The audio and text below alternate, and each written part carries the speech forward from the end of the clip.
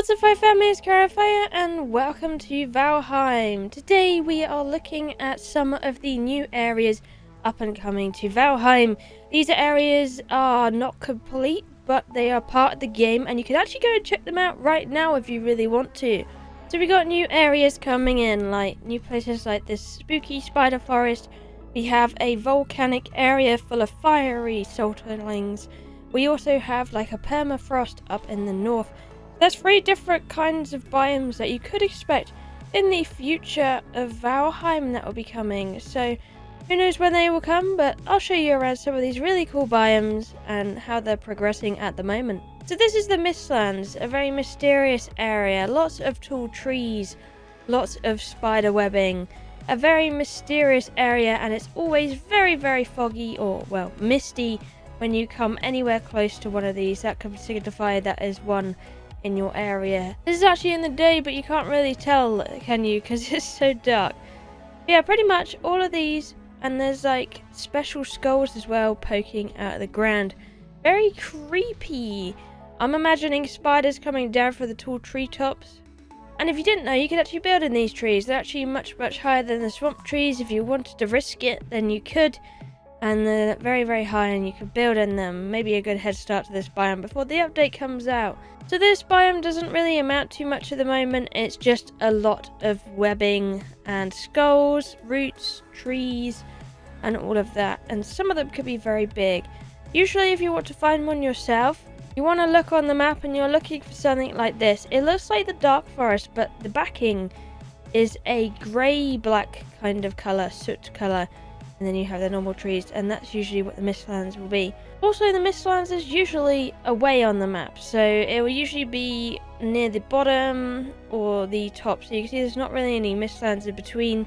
There's some Ashlands there, though. If you go further inland, you don't really see any, so it's always kind of on the border of the map. So you do have to travel a bit to be able to find one if you want to go there and have a look. But for now, it's very safe because there's actually no inhabitants there. Nothing's been found in this forest so far, apart from just the normal creepy stuff. And like you can see, if you want a comparison, if you thought the swamp trees were big, well, that's your comparison of a swamp next to a Ashlands. It is absolutely crazy. Let me know what you think it's going to be in this biome now. I think it's very apparent what might be in this biome by just the looks of it. Now, if you're at the bottom of the map, you'll find something called the Ashlands. This is a very useful piece of land, actually. If you do have a portal here, it's a very efficient way of getting coal, which means you won't have to waste tree chopping anymore. I could use it for other projects. So far, there's nothing much to this land, but you can get a lot of settlings here. And I mean settlings by the dozen. There is tons and tons. There's even little spawners as well, glowing metal that they will come out of. Can you farm such metal so far, though? Yes, you actually can. You can break them and farm them. But they will only give you things like stone at the moment and some flametal cores. Flametal cores. That's what you're going to get out of this one, a flametal ore. If you just break these up, and here we go. Could be a way to make some other stuff in the game. And sometimes there could be quite a few of them in the area as well. Although on one of my maps I did find them quite rare in my own Ashlands. But it might be worth just going a little bit deeper or checking out further into the Ashlands. But these areas will give you metal, and that can be smelted into the flametal. So to give you an example, we're going to use a blast furnace to be able to even touch these. You can't do it without a blast furnace. And since these guys are spawning here, let's get some coal out of them. You can see what I mean by the items you get for them is quite luscious, and you get quite a lot. He's dropping quite a bit of coal for me. They're now fighting me because I'm down on the ground with them. Hello, Surtlings. Really good coal, so it gives you some nice cores as well while you're down here. The Surtlings don't really hurt that much either, and if you wanted to be extra careful, you could get the fire resistant potion. And now we got that, I'm going to fuel this and I'll show you what comes out of it actually while we're here as well. And there we go, we got some flametal bars that we got out of that. As you can see, no recipes really popped up there, and we got, you know, the pure shimmering core of a meteorite in there.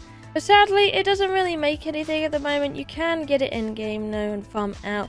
What I think it's going to be for in the future is one thing that you can actually spawn in, not legitly, but It's one thing that is also in the game so far, it just hasn't been released. If you want to spawn it in to check it out, you could type in spawn, sword, iron, fire, exactly like that. It's very case sensitive in this game, and you'll see what it gives. We got the dire wine, I really don't know how to pronounce that, but fire sword is probably going to be the best version of that being pronounced, if we're honest right now. If we have a little look at it, it's a really, really awesome fire sword that you can bring into the game. And I have a big feeling that these kind of ingots are definitely going to be used for something like this. And we have a little look at it right now. You can see it has a lot of firepower. You got a decent amount of slash and all of that good stuff. So it's about where the level would be, where you'd think it would be if you're going to upgrade to this. That's a very cool thing about the Ashlands. If you want an easy head start on this kind of metal before they upgrade the game, and you could go about this lands and go and farm some for yourself while you get some coal. You might as well if you're here to get coal anyway. But I do highly recommend you set up a portal down here as well. Also, the great thing about the Ashlands is it's usually near water quite a lot down here as well. So as you know, Surtlings are very weak to water. They die very quickly. So if you wanted to make some kind of automatic coal generator, well, that would actually be very possible with this kind of area, because you'd be able to just lure them into the water or set up like some kind of machine to be able to do it as well. Also, a little bonus, if you've ever wondered what's at the edge of the world or at the bottom of the big tree, well, sadly, it's too far away for us to get to be able to see it. But so far, the tree is nothing more than something we can never reach. And at the end of the world is just a massive death waterfall. You can actually fall off this on a boat, so I highly recommend you don't do that, just for your own health and safety. And then we're moving on to a new biome as well. Now, you have been in snow before, but the snow up the top of the map is a little bit different. You get icicles and all sorts here. The Deep North is the name, so it is as itself absolutely a separate biome of its own.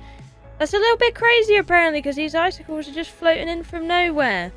Lots and lots of cold snow here as well. Look at all of this. You could either float on these floaties as well. If you want as well, you could also break them, although you'd be very, very cold if you went in the water here. As you can see, I'm just floating around and I'm absolutely freezing, so it'd be a very bad idea to chill out in that water. That's for sure. And like the other areas, as of current, the Deep North doesn't actually have anything in it, apart from those kind of icicly areas. It's just a very cold place to be, deadly cold almost as well. So you have a lot of high space to go across, lots of snow. And if you didn't know why you're up here, you can actually dig into the floating ice as well, and you can have a little... let's say your boat crashes into one of these ice pads, you can get rid of it if you really want to as well and crack it down.